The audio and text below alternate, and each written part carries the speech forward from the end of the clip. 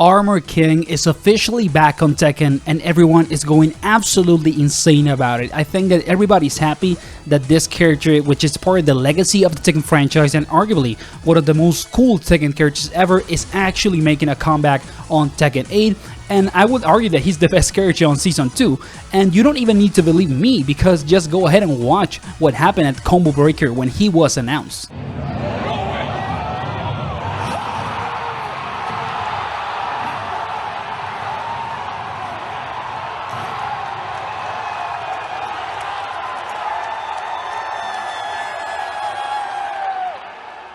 But the thing is, having Armor King on Tekken 8 actually has an immense amount of repercussions in terms of lore, gameplay decisions, and character design, and even future DLC. So let's actually talk about it so you can also understand why everyone loves Armor King. And let's actually start with the lore and story around Armor King. And the version of Armor King that you saw on the teaser trailer, and maybe that you even play with on Tekken 7, is actually Armor King 2. The original Armor King is dead and he was killed by Marduk around Tekken 3. And the lore basically says that Armor King 2 is the younger brother of the original Armor King and is seeking revenge on Marduk for killing his brother. And he basically appeared, if I'm not mistaken, on Tekken 5 DR. And all this sort of conflict between Armor King 2 and Marduk is the lore that basically surrounds this character, and it's actually a hint for another DLC, because if Armor King is going to be on Tekken 8, there is a really high chance that we're also gonna get Marduk as DLC, so that their story and lore actually has a conclusion. Because during Tekken 7, there is a section in which it is supposed, that Marduk sends a letter to Armor King 2 and tells them that they should have a retirement match, and that basically, their conflict has been eternal and that they should have a final fight. And if Marduk loses, he will retire from fighting forever. And if Armor King loses, he has to leave his mask and basically retire from the title of the Armor King. And that is kind of like the summary of the lore, on a very short way, because there is a ton more details and basically very specific sections of the story around these characters.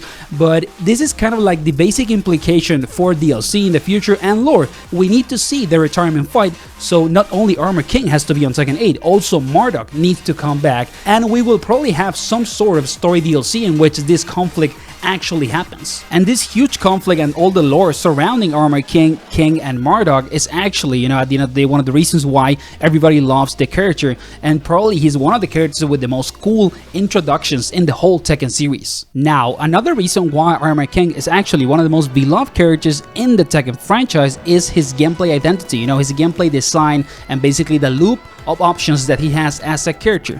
Armor King, even though he can work as a grappler and brawler, he's kind of like a punishment monster. In many ways, he's kind of like a Mishima, even though he's not, because he can work like one. And it's a simple way of saying what he is, but we're trying to keep it, as simple as we can. And another thing that basically kind of defines Armor King's identity is that you can see, that King as a character has, like a lot of throws options and chain throws, and has like a lucha libre style in many ways. It's kind of related to wrestling and Mexican wrestling specifically. Armor King is more connected to like the idea of huge strikes, as a punishment identity character. And it's also related to stance mix-ups, and it feels like a much different character because of that mixed identity when it comes to, working around punishments, using big strikes and stunts mix-up instead of just grabbing people, even though he also has a lot of grab options like King. And this is what makes Armor King unique. He feels more brutal and, and more like methodical as a character than maybe King in itself, which can feel more like a mix-up monster in many ways, especially around the grabs. And the thing is, all of this, character identity around Armor King also creates a problem in the rendition of him for Tekken 8, because King on Tekken 8 has a ton of moves that were actually from Armor King.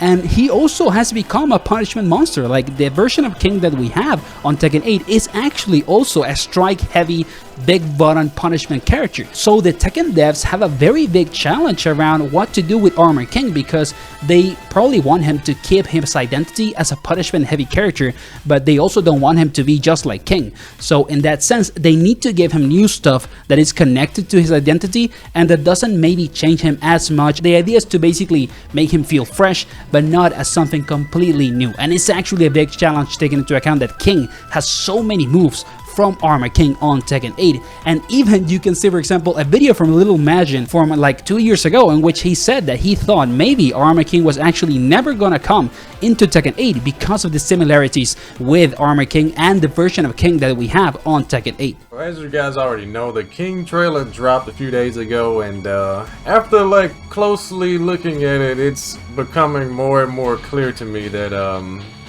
this guy might not be making it back to Tekken 8.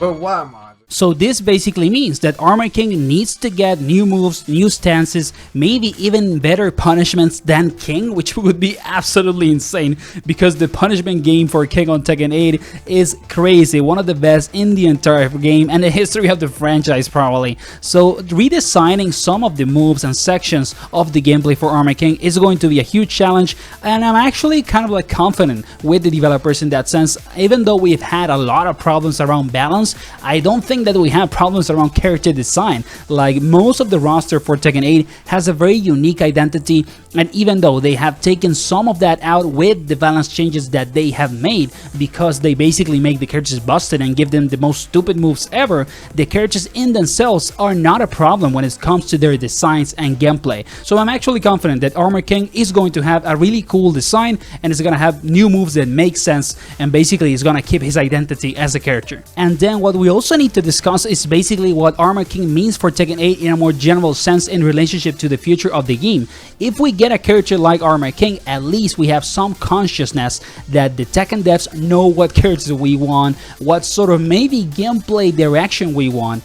And it's actually big news to have Armor King, especially as like the end section of the Fakun Ram gameplay trailer, because they know that not everybody wants Fakun Ram back in the game, and that he is a controversial character. So it is not a coincidence that they put the Armor King, you know, teaser trailer at the end of the Fakun Ram gameplay trailer. Like, that is a very methodical decision. They are trying to say to us like, hey, you didn't like this? Well, maybe you're gonna like this, and we know that you want it, you know. So in that sense, at least we can be sure that they have some consciousness also about what we want, and hopefully the future balance changes go into a direction that also we want, you know, related to more defensive options, making the game less 50-50 heavy, having more options in neutral.